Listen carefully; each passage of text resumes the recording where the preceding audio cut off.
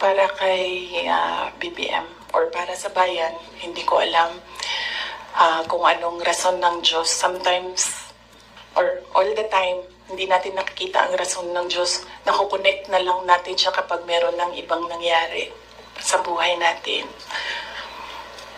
Siguro, yun yung rason para ganito gawin ko, bullshitin ko sila ng bullshitin. Bullshit kayong lahat. Drag me to hell.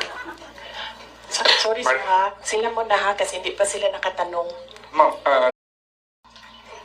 Para kay BBM or para sa bayan, hindi ko alam kung anong rason ng Diyos. Sometimes, or all the time, hindi natin nakikita ang rason ng Diyos. Nakukonect na lang natin siya kapag meron ng ibang nangyari